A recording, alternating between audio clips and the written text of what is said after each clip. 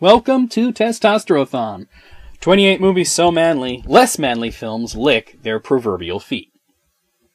Well, I didn't care much for the Expendables, which is a damn shame. But well, I'm reviewing the entire series, so I have to give the sequels at least a shot. And damn, I had low hopes going into this one. This time around, due to scheduling conflicts, Jet Li could only be in like one scene, so his character vanishes after the intro of the movie, and he's essentially replaced with Liam Hemsworth, which is a thing, I guess. The bad guy this time around is Jean-Claude Van Damme, and there's another new Expendable, this time a girl, played by the very attractive Yu Nan. So that at least kept me looking at the screen. The Expendables go out to rescue someone, and it turns out to be Schwarzenegger, who does his best to justify the slight animosity between himself and Stallone's characters by being a huge jerk. After the mission, Stallone is approached yet again by Bruce Willis, who seems angry because they blew up too many things or something. Seems kind of counterproductive to hire these guys for a mission where you want the explosions kept to a minimum, but I digress. He basically threatens them with jail unless they go on another mission for him, this one involving taking down Jean-Claude Van Damme, who is just a huge asshole. Yeah, that's right, he has a problem with how they do things, so his solution is to have them do more things. Well, honestly, I refer to the characters by the actors' names, partly because the names are stupid.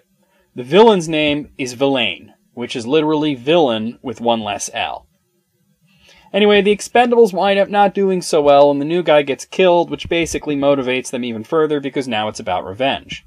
Along the way, they wind up teaming up with Schwarzenegger, who acts like less of a jerk later on in the movie, and Bruce Willis, who actually gets to do a little bit of field work after Stallone basically calls him a coward. And Chuck Norris shows up to make a Chuck Norris joke, which would be cute if the whole Chuck Norris joke thing wasn't old like 10 years ago.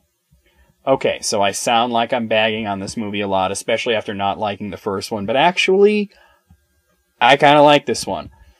There's a bit more screen time for each of them, so it's not just Stallone and Statham. They actually try to have a better plot, and yes, the cheesy shout-outs like, I'll be back, and your ass is terminated, and yippee-ki-yay, and all that.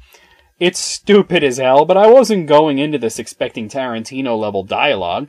These sort of dumb throwback lines make the movie into a tribute to the actors, which is what the first movie should have been to begin with.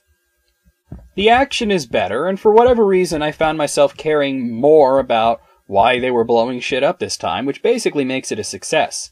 That's not to say that this is a quality film, I just did not like it. One scene that really bothers me is when Terry Crews comes in to the Expendables' hiding place and warns him that they're about to get shot up. First he walks through the dome and calmly delivers the line, "Houston, we have a problem," and then screams, "Get down!" and jumps for safety. Dude, you're not Tom Hanks, so there was no point in using that line. Next time, just go straight to "get down" instead of calmly delivering a different line first. The editing in this is pretty bad, too. Like in one scene, everybody's running on foot, and then there's a jump cut, and Stallone is in an airplane. I'm like, what the fuck happened? When did he get into a plane? There's a few moments like this that make me think a lot of the action movies had parts cut out of them to make them shorter, but it winds up making a few of them confusing. That being said, this is a huge improvement over the first one, just not what I would recommend for a shooting and explosion movie. Yes, it's cool to see Stallone, Schwarzenegger, and Willis shooting guys together, but it's not like it's Rambo, John Matrix, and John McClane. It's three guys with silly names shooting up more random anonymous dudes than Jean-Claude Van Damme should have power over. Speaking of Van Damme, he's a better villain than Eric Roberts or Steve Austin, so I appreciated that, but man, yes, we want to see him fight Stallone, but really?